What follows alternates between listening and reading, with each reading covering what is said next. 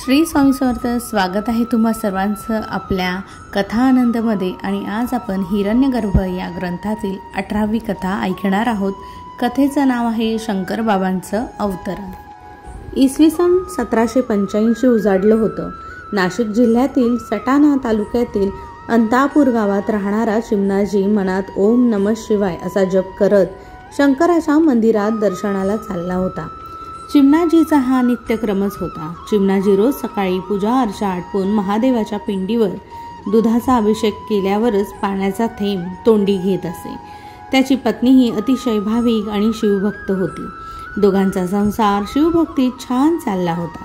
पण दुर्दैवाने त्यांच्या पदरी मूलबाळ नव्हतं. असं असूनही शिवशंभोच्या कृपाळू नजरेपासून आपण अजूनही का बरं वंचित आहोत असं त्या पती पत्नींनी कधीही मनात आणलं नाही. कार्तिक महिना होता. रोज शंकराच्या मंदिरात दिव्यांची सुंदर आरास केली जायची. रोज सायंकाळी चिमणाजी आणि त्याची पत्नी शंकराचं दर्शन घेऊन दिव्यांची ती सुंदर आरास पाहून समाधानानं आपल्या घरी परतत असत. एके रात्री चिमणाजी झोपला असता ब्रह्ममुहूर्ताच्या आधी त्याच्या स्वप्नात त्याला एक अग्निगोल दिसू लागला. तो अग्निगोल हळूहळू पुढे येऊन चिमणाजीच्या पुढे स्थिर झाला. आता त्या अग्निगोलातील तेजाच्या ठिणग्या खोलीभर पसरू लागल्या. चिमणाजीचे डोळे अगदी दिपून गेले होते. त्याच्या डोळ्यांसमोर आता फक्त तेजाचा लखलखाट दिसत होता. चिमणाजीच्या हृदयाची धडधड वाढू लागली. त्या मोठ्या फिरणाऱ्या अग्निगोलाचा आता स्फोट झाला आणि त्यातून 7 फूट उंच त्रिशूळ आणि कमंडलूधारी तेजपुंज असे आपले योगीराज अवतरले. सर्वांगास भस्म फासलेले आणि डोक्यावर जटांचा सांभार असलेले योगीराज पाहून चिमणाजी अवाक झाला होता. योगीराज सांगू लागले, चिमणाजी तू घाबरू नकोस. तुम्हा उभयंतांची इच्छापूर्ती होण्याची वेळ आता जवळ आली आहे. या कार्तिक मासातील शुद्ध अष्टमीच्या दिवशी मध्यान्हकाळी या अंतपुराच्या शेजारी असलेल्या दावल मलिक पिराजवळील गर्द गाडीत जा. त्या गर्द अरण्यात तुला 4-5 भले मोठे वाघ बसलेले दिसतील. त्या वाघांच्या घोळक्यात एक नवजात बालक तुला निजलेलं दिसेल. तुम्हा उभयंतासाठीच या बालकाची मी निवड केली आहे. त्या बालकाच्या रक्षणासाठीच मी ते वाघ नेमलेले आहेत. तुम्ही उभयंताने जाऊन ते बाळ घरी आणावं अशी माझी तुम्हाला आज्ञा आहे. चिमणाजीचा आपल्या कानांवर विश्वासच बसत नव्हता. थोड्याशा धक्क्यातून बाहेर येताच त्यानं योगीराजांचे चरण धरले आणि त्याच्या डोळ्यातून अश्रू पाझरू लागले. काही क्षणांनी चिमणाजी जागा झाला, सावध झाला. स्वप्नातून तो बाहेर आला. पण त्याच्या भाळी योगीराजांच्या चरणकमलांवरील चंदन आणि गुलाब पुष्पांच्या पाकळ्या चिकटलेल्या तशाच होत्या. सर्व कक्ष चंदनाच्या सुगंधानं भरून गेला होता. चिमणाजीच्या सर्वांगातून स्पंदनं उठत होती आणि त्याचे हात पाय थरथर कापत होते. थरथर त्या हातानं त्यानं आपल्या पत्नीस उठवलं. तिला ते स्वप्न सांगितलं आणि चंदन तसंच गुलाब पुष्पांच्या पाकळ्याही तिला दाखवल्या. तिलाही सर्वत्र चंदनाचा सुगंध जाणवत होता. चिमणाजीच्या पत्नीस अत्यानंद झाला. इतक्या वर्षांची तिची मातृत्वाची हौस आता पुरी होणार या कल्पनेनंच मोहरून गेली होती. इकडे कर्दळीवनात ध्यानस्थ असलेल्या योगीराजांनी डोळे उघडले होते. लवकरच त्यांचा लाडका शंकर बाबा त्यांच्या पृथ्वीवरील लीलेत सहभागी होण्यास अवतीर्ण होणार होता. ब्रह्ममुहूर्त होता. गुहेत नीरव शांतता होती. योगीराजांनी त्रिशूळ उचलला पण आज कमंडलू घेतला नाही. योगीराज गुहेबाहेर पडले आणि चालू लागले. सर्व सृष्टीच आज हरकून गेली होती. या भूतलावर योगीराजांच्या आज्ञेवरून एक अत्यंत दिव्य विभूतीचे आगमन होणार होते. जणू काही नियतीसुद्धा त्या क्षणाच्या प्रतीक्षेत अधीर झाली होती. योगीराज हाती त्रिशूळ घेऊन झपाझप पावलं टाकीत आता दावल मलिकपर्यंत पोहोचले होते. सूर्यनारायण आता अवतरण्याच्या तयारीतच होते. क्षितिज लाल झालं होतं परंतु मंद लुकलुकणाऱ्या चांदण्या अजूनही दिसत होत्या. दावल मलिक पिरास पार करून योगीराज आता अरण्यात शिरले. गर्द असलेल्या त्या अरण्यात एक भला मोठा बिल्ववृक्ष होता. त्या बिल्ववृक्षाखाली एक मोठी शिळा होती. त्या शिळेवर योगीराज स्थानापन्न झाले. त्रिशूळ शेजारीच रोवला. आपले दोन्ही अजानुबाहू लांबवले. आपले दोन्ही पाय वर उचलून शिळेवर घेऊन गुडघे छातीशी नेले आणि आपली अजानुबाहू करांची मिठी आपल्या दोन्ही पायांभोवती घातली आणि तंद्रीत बसले. थोडा वेळ गेला. अचानक योगीराजांनी उजवा हात वर आकाशाकडे करून शंभो शिवहर असे उच्चारताच त्यांच्या हातात डमरू आला. योगीराजांनी त्या तंद्रीतच डमरू वाजवण्यास सुरुवात केली. डुम डुम डुम डुम डुम डुमचा ध्वनी येऊ लागला. आता योगीराजांचा डमरू वाजवण्याचा वेग वाढू लागला होता. डमरूच्या डुमडुम लईमधून स्पष्टपणे ओंकार येऊ लागला. वातावरण पूर्ण भारले गेले होते. सर्व अरण्य स्तब्ध होऊन ते अतिंद्रिय दृश्य पाहत होते. डमरूचा आवाज आणि वेग आता एवढा वाढला होता की मानवी कानाला तो सहन झाला नसता. योगीराजांचा उजवा हात उंचावून वाजणाऱ्या डमरूतून निघणारे ध्वनी तरंग त्या बिल्ववृक्षाभोवती गोल फिरू लागले. वृक्षावर आकाशात झंझावतासारखे भले मोठे वर्तुळ तयार होऊन फिरू लागले. त्याचा आकारही आता वाढून संबंध आकाशाएवढा झाला. ध्वनी कंपनातून उठणाऱ्या अतिंद्रिय ओंकारामुळे भूमी कापू लागली. अरण्यातील पालापाचोळा वेगानं उडू लागला. वेळ आली होती. कार्तिक शुद्ध अष्टमीची सकाळ होती.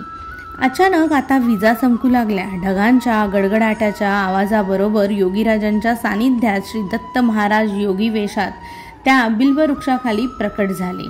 श्री दत्त महाराजांबरोबर अजूनही एक विभूती योगीराजांच्या आज्ञेवरून हजर झाली होती. ती विभूती म्हणजे महामुनी अष्टावक्र होते, ज्यांनी मातेच्या गर्भात असताना 4ही वेद मुखोद्गत केले होते.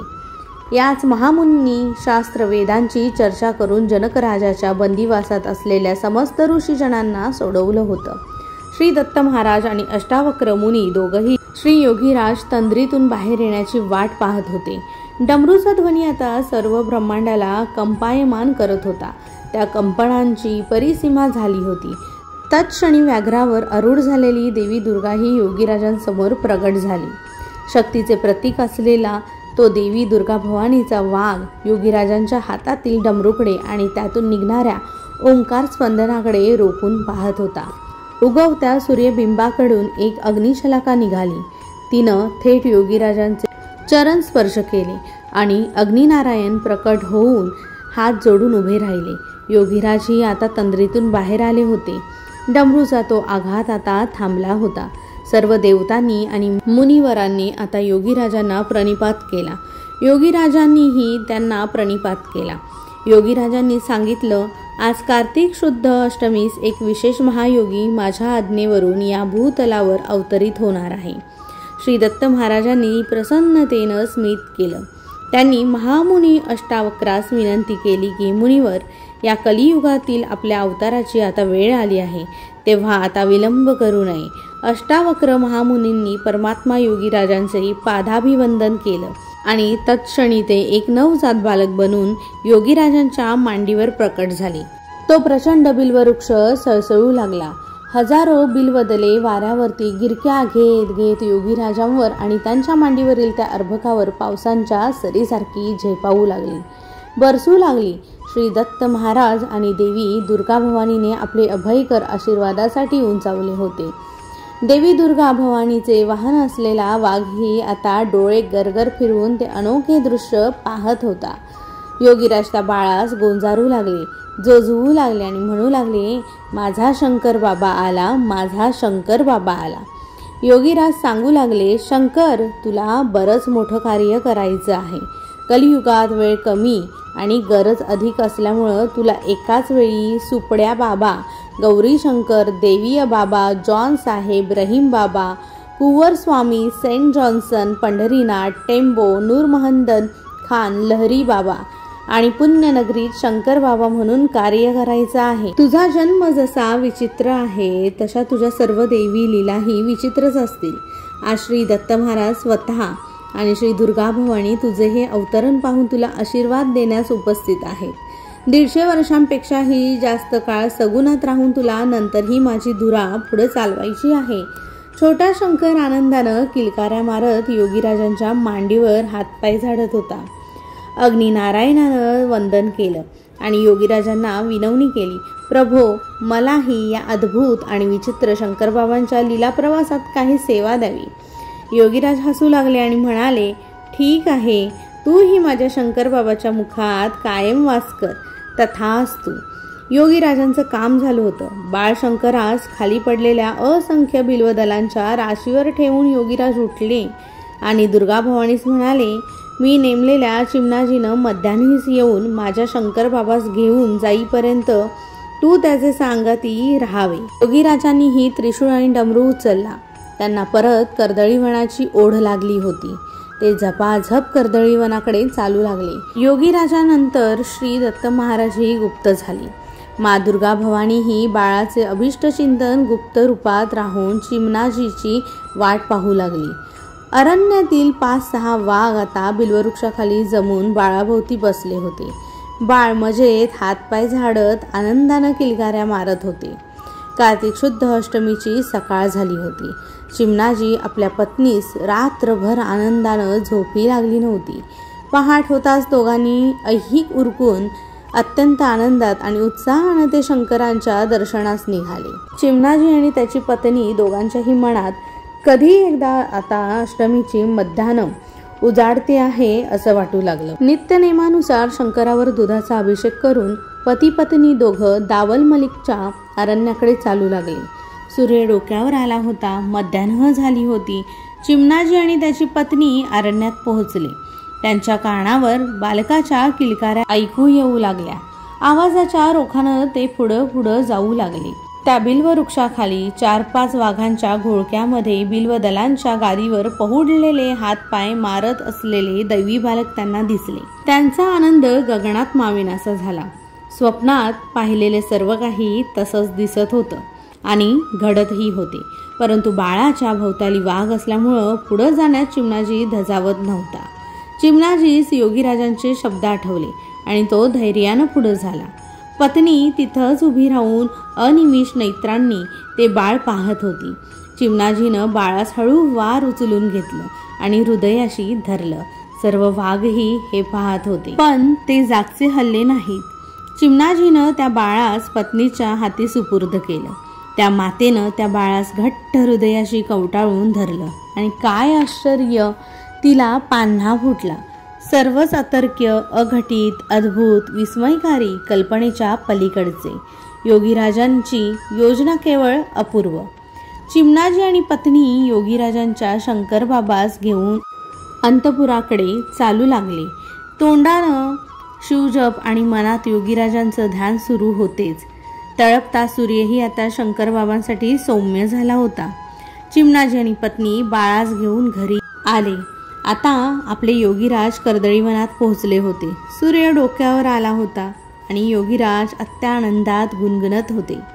शिवहर शंकर नमामि शंकर शिव शंकर शंभो, मैं कैलास का रहने वाला हूँ, मेरा नाम है शंकर, दुनिया को समझाने आया हूँ, कर ले कुछ अपना घर.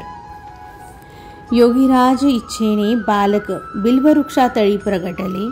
योगीराज इच्छेने बालक बिल्ववृक्षातळी प्रगटले. नवजात बालक नव्हे, अष्टावक्र महामुनी शंकर बाबा बनले.